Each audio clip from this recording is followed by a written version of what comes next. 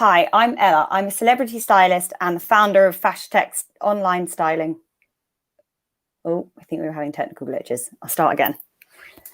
Hi, I'm Ella. I'm a celebrity stylist and the founder of new Fashtech online styling startup, PS Online Styling. Hi, I'm Millie Davies, and I'm the founder of Florence Style Club, which is a virtual personal styling platform. I'm here today to talk you through my 4 key tips of how to elevate a working wardrobe to look professional, but yet still stylish in the workplace. As a celebrity stylist, I dress people for red carpets, music videos, TV presenters, etc. But I was always asked by my clients how to help their working wardrobe and how to look professional. So in lockdown, when the world shut down slightly, I founded PS Online Styling, which is a way to bring accessible styling to all. We all know clothes are fundamental to the way that we look and the way that we're perceived, but yet many successful men and women in the workplace don't have the time or knowledge to know how. In this talk, I'm going to outline my 4 key tips for achieving a stylish yet appropriate work look. The 4 tips are: 1, add a blazer. 2, accessories are key. 3, work with a single pop of color. And 4, try some wide leg trousers. First things first, a blazer. Throwing on a blazer is so easy, but yet instantly elevates and makes a look professional. There are so many different styles available these days that work with a more relaxed style, bolder shoulders, and a more fashion-forward style to avoid the traditional work blazer suit. For example, instantly putting on a blazer turns a look from quite casual to definitely smarter and more business appropriate. My black blazer now ruins the all-white dress code, so I think I'll take that off. But anyway.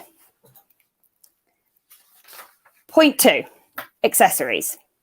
Accessories are so easy to add on. And if you work in a more traditional workplace, sometimes you need to keep the look more plain, but yet you can play around with accessories to really show your personality.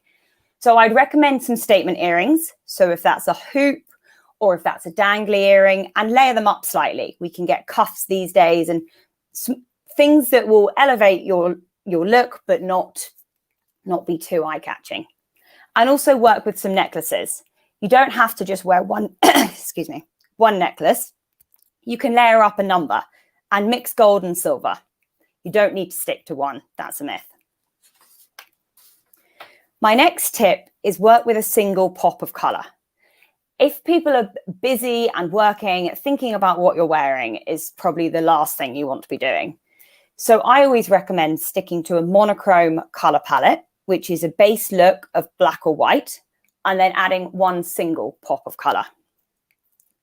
That means that when you're getting dressed in the morning, you don't have to think, is this going to clash? Is this going to be a disaster? Because anything goes with black and white, and then one pop of color gives you that extra elevation. My final tip is try some wide leg trousers. Now, if you are in a more traditional workplace, you might have just worked with the traditional trousers, but a wide leg trouser is a game changer for the working wardrobe. They bring you in at the waist, which means that they instantly add the feminine silhouette, but yet they elongate the look. Make sure they're in good, heavy fabrics because they'll hang down and look elegant and stylish as you walk around. So, keeping it short and sweet, those are my 4 key tips. 1, throw on a blazer. 2, accessories are key. 3, add a single pop of color. And 4, wide leg trousers. I'll be around at the end for any questions, but if you have any specific inquiries, do get in touch. My Instagram is Ella Gaskell Stylist or through www.psonlinestyling.com. And now I'm going to hand over to Millie, who's talking you through a workshop. Hi, so I'm going to do a mini little workshop showcasing how you can elevate some of your capsule pieces in your wardrobe. So let me just move the chair. So firstly, is that position okay? So firstly, an amazing capsule, piece that I have in my wardrobe is a suit. Now, I wanted to showcase this suit just because I think often suits are associated with being very corporate, but I wanted to show you a more like fun way of styling it. And also these trousers have like beautiful slits. Don't know if I can show them properly, but just to add a more like playful element. Yeah, these have like a cute little slit here. And I just wanted to show how you can instantly elevate your suit by just popping like a belt around the waist. And even to give it a more street style vibe, you could add a trainer. I mean, you could literally wear this suit with your favorite boots, sandals, mules, trainers. So that is something I love to do when I want to look kind of smart but still chic. And then another piece is this cardigan. I feel like finally the trend is to support these cardigans, and they're no longer being associated with grannies. But I just think this is such an incredible piece. And you can literally wear it with trousers, you can wear it with jeans, you can wear it with shorts for spring, summer. And also, as Ella mentioned, a blazer is just such a staple piece to have in your wardrobe. You can really, I would recommend always purchasing a size up so you have that boxy chic vibe. And again, you can pair it with a belt to really cinch in the waist. And how I love to wear a blazer is with a pair of trousers, or you could wear it with a pleated skirt. This is one of my favorite. It's a faux leather pleated skirt. I think it just adds such a beautiful dimension to the outfit. And that's like a great way to elevate the piece. And also, I think having asymmetric pieces in your wardrobe, I am like 100% planning to wear this on the 21st of June. And I just think pairing this with some big earrings, or, you could happily dress this down with sandals for a more summery look. And then moving on to denim, like I must admit, I'm not a massive wearer of denim, but I do love wide leg jeans. Sorry, I can't show you very well.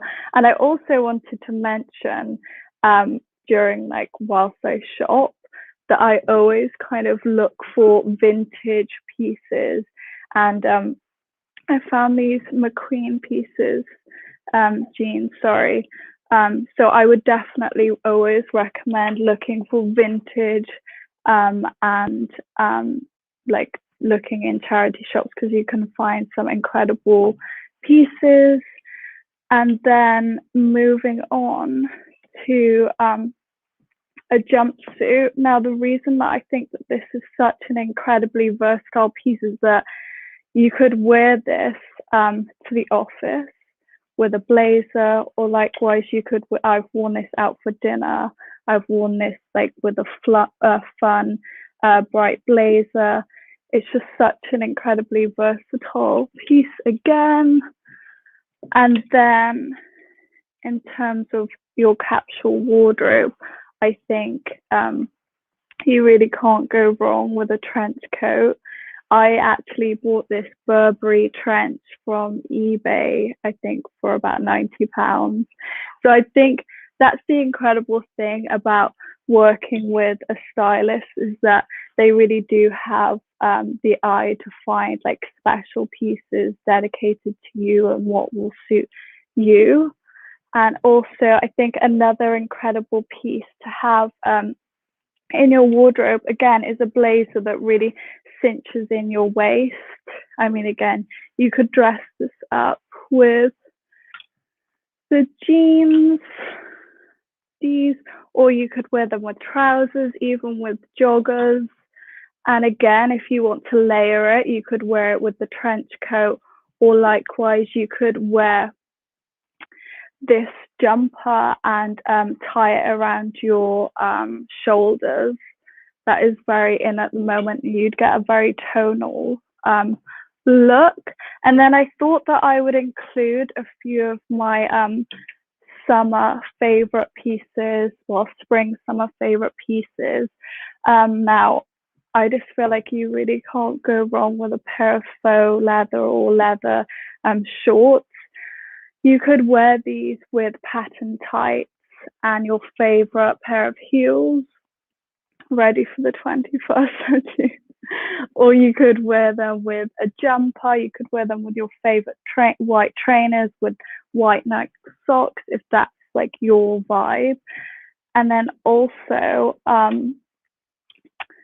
I'm a big fan of strappy and like cutout pieces. Sorry, I don't think I'm going to be able to show this very well, but this is it. And then you just kind of have like the straps going around the stomach. I think that that is such a fun piece to wear, and definitely something that I will be wearing hopefully soon. And again, as Ella said, one of the key elements to elevating your outfit is to accessorize, whether that is, and to like wear different bags. Like, I'm such a bag person, but I thought that I would just show you an example of a very versatile bag, how you can wear it like this for the day, and perhaps if you wanted to wear it into the evening, you could tuck the strap and wear it as a little clutch. I think it's just super fun and completely changes the outfit. And again, another way that I would elevate an outfit is to always add a silk scarf, whether that's around the neck, whether that's around the neck, in your hair, or if you have a favorite handbag, you could wrap it around that. I think it's just such a great way to, if you know you don't want to make too much effort, but you still want to look chic. So yeah, those are some of my favorite pieces that I have in my wardrobe, and pieces that I will be elevating that are versatile. And yeah, I hope that was somewhat useful.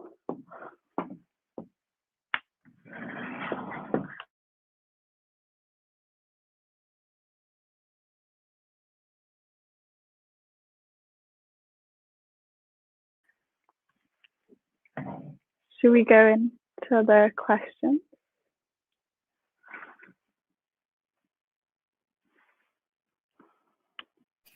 I was on mute. Yeah, let's go into the questions. Go on, Millie, you can take this one. Where do I shop mostly? I love Mango. I think that you can buy so many incredibly staple pieces that are also on trend, but highly good quality. And again, I often like to shop pre-loved, pre-owned, and also rent if and when I can, because I think, say, if you're going to an event and you don't want to spend, you don't want to spend a lot of money, or you don't want a dress that you're only going to be wearing once, I think that is just like a great way to shop. So yeah. And also, just building on that one, what I as well shop a lot vintage, secondhand, But also I have my core staples in my wardrobe, which are the ones I'll wear year on year on year. But then I rent pieces that I want to go to events in. So there are some great rental platforms out there now that you can just rent it for an event. And in the age of social media, when everyone's getting photos everywhere, it's pretty handy to just be able to try something for an event and then send it back. So highly recommend rentals. They're great. Yeah. Do you want to go first? Sure. Yes. What are, Ella and Millie, what are your favorite pieces in your wardrobe right now? My favorite pieces are boots. I have a great pair of Grenson boots, and if no one's ever heard of them, they are a British boot brand that are excellent. And I pair boots with everything in the winter, from skinny jeans to cropped jeans to pairing them with a floral dress in the summer. So you're still feminine and girly, but yet you've got that bit of an edge to it as well, and throw a leather jacket on. I would say, sorry. No, go on. I would say I love an asymmetric top, or a top with something cut out. I know that sounds quite odd. Or something with straps, thin straps, like my favorite. And also wide leg trousers all the way. My favorite. And there's one question, the how did you both get into styling, which also is similar to another one that's asked how we both got into styling. I'm not sure about Millie, but for mine, I obviously work mostly in the celebrity field, so with people for red carpets or musicians, things like that. So I got into it by assisting. I studied fashion at London College of Fashion, but then upon graduating, I assisted other stylists, where you learn about the trade, you learn what you need, you learn what goes into a kit bag and how to do each job, talk to brands to get samples for designers, etc. And then from there, I assisted for about 2 or 3 years, and then you start to build up your own client base from there. But it can be pretty hard work. So if anyone's looking to get into styling, I would say just keep going, just keep trying, and you'll get there in the end. My story is a little different. So I actually graduated from uni last summer. I studied fashion design and interned for lots of different brands, like luxury rental brands, fashion PR brands. And then I did a course in personal styling, but it was the School of Style. It was a course based in LA, but I did it online. So I've just been, that's basically how I started. I don't have years and years of experience in terms of, so I just built my business during lockdown, and that is, how I started. So are there any people whose style you admire in particular? My style references are quite dated, I would say. So I have a lot of printed shirts and a lot of flares and oversized blazers. So mine is definitely got that hint of rock and roll, maybe. So it's influenced by Mick Jagger, Keith Richards, Kate Moss in the 90s, Sienna Miller back in the day at festivals, and also Debbie Harry, Stevie Nicks, anyone historically musical, I think would say majority mine are. I would say my style is heavily influenced by Scandinavian fashion. Like, one of my favorite stylists is called Pernille Teisenbach, and I just love how they make everything look incredibly effortless. Scandi style is like my forever reference.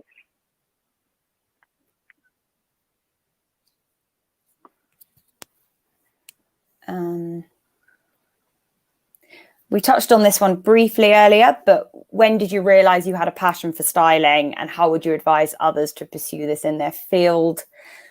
I realized it probably from a very young age, from when I would go shopping with my mum and end up from age 6 or 7 telling her what to buy, what not to buy, and standing and bossing everyone else around in the changing rooms, which is really not acceptable for a 7-year-old.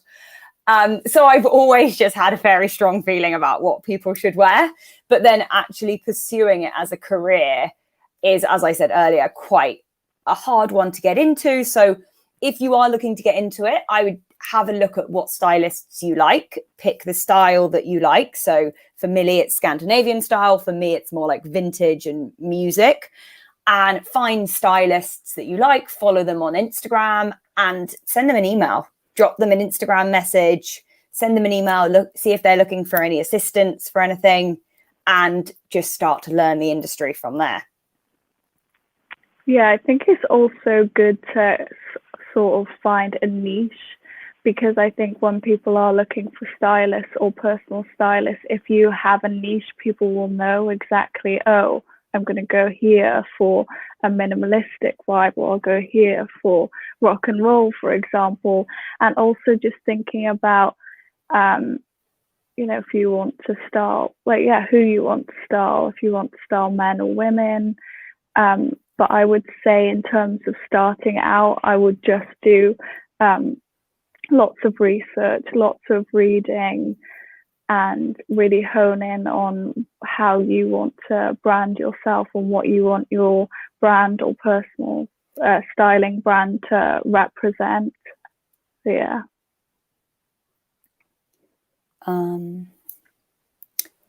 So there's one that's just come in. How have you adapted during the pandemic, as there aren't as many opportunities as before? This is spot on. So I've worked as a stylist in the industry for a number of years now, and all of my work was on shoots, or face-to-face with clients. So if they were going to a red carpet, you do a face-to-face fitting before, and then they're on the red carpet. And if they're on a photo shoot, you're there, you bring all the clothing on a photo shoot. Obviously, this whole industry shut down. So I went from being super busy and never having a moment to think to like, oh my God, nothing to do in March. But that's where I started the whole personal styling. I'd always helped friends and family with what to buy, where to shop, how to dress, but there wasn't really what I thought as an accessible expert online styling offer. So I started it along with a couple of other stylists. We started PS Online Styling, which basically you just sign up, fill in a form, and then we send you a personal mood board and shoppable style boards based on your budget, style references. So if you say you like Sienna Miller's style, we pull things based on that. So it's really been nice to be able to offer the experience that myself and other stylists give to celebrities, to actually be able to go to everyone, because a stylist helps so much more than just choosing nice clothes. It helps your confidence, and then helps you actually shop less, because you buy less, and we want you to buy less, buy better. So yeah, you buy those investment sustainable pieces that you can keep in your wardrobe for a really long time.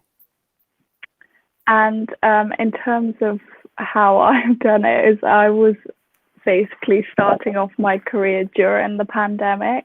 So whereas I expected to move like straight to London and to get a job in fashion, everything of course changed, which meant that I really turned to Instagram. I think that's an incredible platform to collaborate, to make those connections, and just, again, as Ella said, follow the stylist that you like, reach out to them, and just let the world know that you're interested and that you want to learn. I also think as well, if you are just starting out, interning is a great opportunity.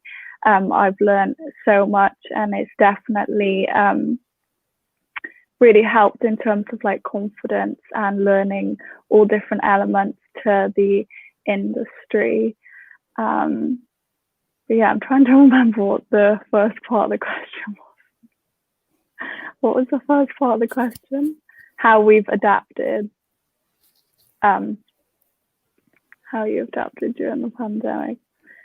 And again, so yeah, I started my business, which is Florence Style Club, and that's a virtual styling platform whereby we work closely with women to help them build a capsule collection. And our ethos is all about shop your own wardrobe. And what we mean by that is looking at what you already have, and we're here to help you style them. And also on our Instagram, we do a lot of, okay, so if it's a wide leg pair of trousers, how can you style those in 10 different ways? If you, there's a catwalk look that you love, how can you replicate that using what you already have? And yeah, so I think it's just using the resources, which is such as like social media. That is really what I've done during this time. Who are some stylists we admire? So I really like a stylist in New York called Kate Young. I think she is amazing. She was actually one of the first stylists to carve the path in celebrity styling, because when she started, it was more just an arm of working for a magazine. And Kate Young was one of the first people to be working for, she was working for Vogue at the time. And then she said, look, this is actually we can actually take this properly. And now she has an amazing roster of clients that she dresses for the Oscars, the BAFTAs, everything like that. So I think she's good. And I love the fact that she was not scared to take a leap, whereas like everyone was working in magazines and that was the dumb thing to do. She said, no, I think there's a real opportunity here to take what I'm learning and take the contacts I'm making and then be able to make something myself. So I think she's great. One of my favorite personal stylists, she's based in America. She's called Alison Bornstein, and she has transitioned incredibly well in terms of her career during the pandemic, and started doing like personal styling sessions over FaceTime, which I thought was just really cool. And I just love how she puts an outfit together, how she will restyle this cardigan in 10 different ways. And again, another one of my favorite stylists is Pernille Teisenberg. I mentioned her earlier. She's from Scandinavia, and she's just incredible and really represents what I love in terms of like styling and fashion.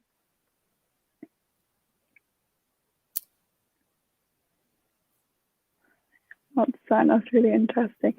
So for me, growing up, I was always eager to know how a garment was made. I wanted to know how to pattern cut, how to manufacture every element of how a garment is produced.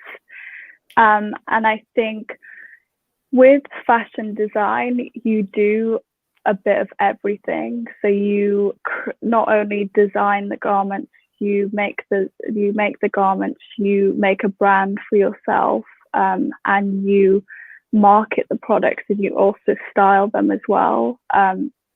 So whenever you create like a collection, you will need to then photograph it and style it.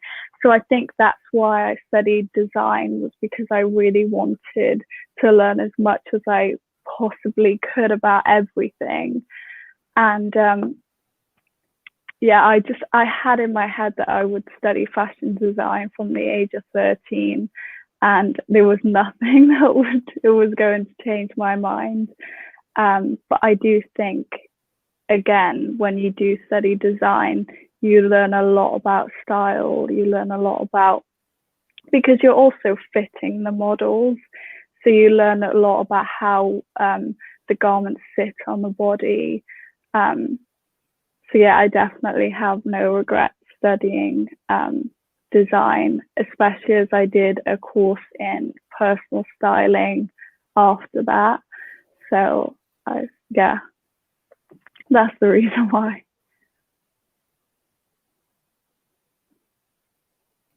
One more. Me, as I've done more editorial work, what advice would I give to stylists? I kind of touched upon this earlier, but I would say it's a combination of assisting, because you need to work like in any other industry. If you could get on a graduate training program or an internship, you need to learn the trade, and it is a trade just like any other industry. So I'd say you need to learn. So first off, you need to start assisting. So again, find the stylist you like, send them an email, drop them a message, see if they're looking for any extra work. Sometimes they'll be looking for an intern to begin with, to get to know you. And then when a spot comes up for their assistant role, because they know you, you're more likely to get that paid position. And then also alongside that, it's worth building up your own portfolio. So a lot of editorial is testing, which means that you just do a shoot with a photographer and a model, depending on what industry you're in, or if you're a student, you might have photographer friends or model friends. It's just worth, as Millie said earlier, you need to develop your own brand and your own style. So starting to do that and have a portfolio that you can show people is definitely the route to starting. A lot of students do it on weekends, or they just loop in their friends, or as models and photographers and things like that.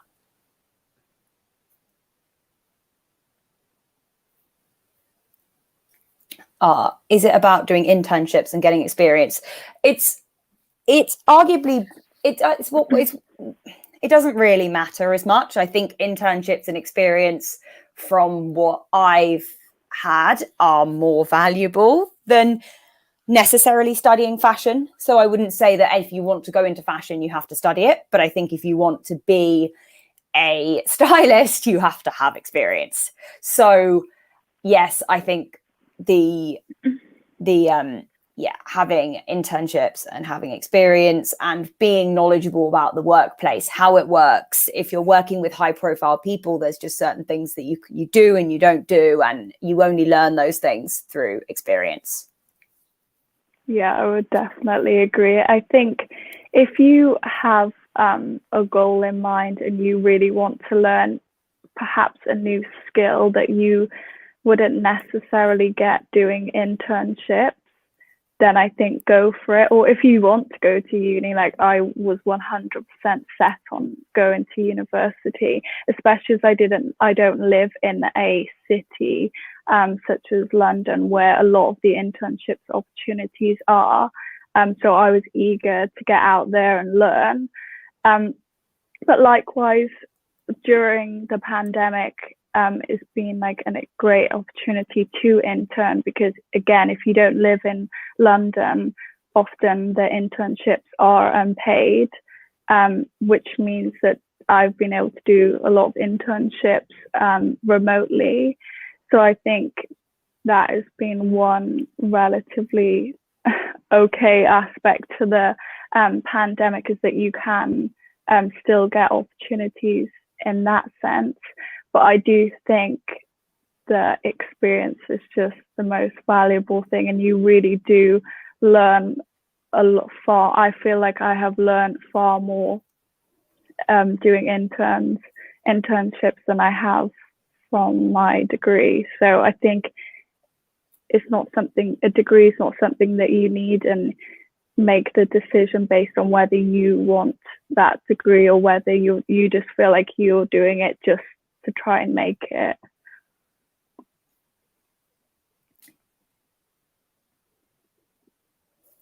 What is the common misconception about styling? Is it as glamorous as it looks? I think anyone that knows me will say it is most definitely not as glamorous as it looks.